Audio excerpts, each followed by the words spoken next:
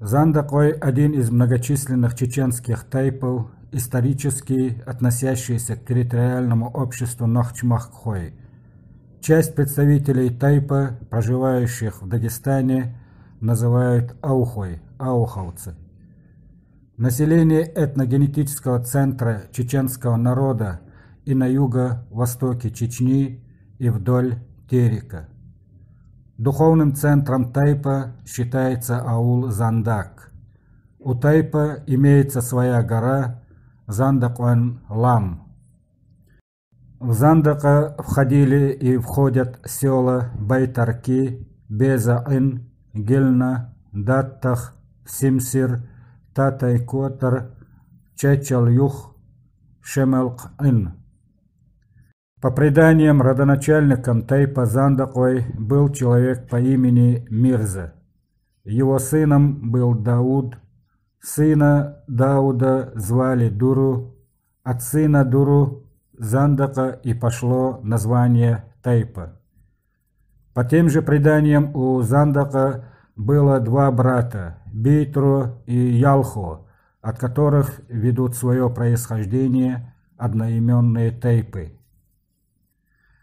Из Нашха три брата спускаются в равнинное селение Мартан, оттуда расселяются в разные стороны.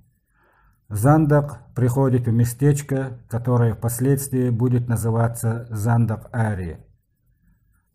Усман Асмаев в своей книге «Чечня. Голоса времен» пишет: «Старый Зандак – это и есть Зандак-Ари, древнейшее селение в Ножаюртовском районе, расположенное на востоке Чечни.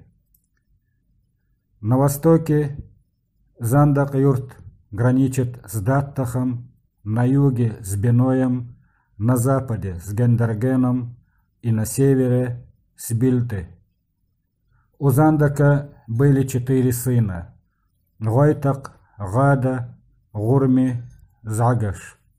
В тайпе Зандакъой было много известных авторитетных людей – Шамил Хаджи, Абдул Муслим, Байтези, Майрха и другие.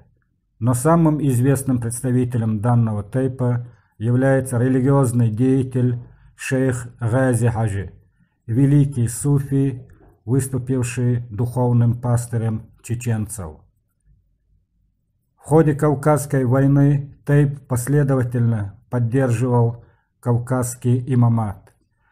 Представители тайпа участвовали во многих походах и боевых действиях на стороне имамата.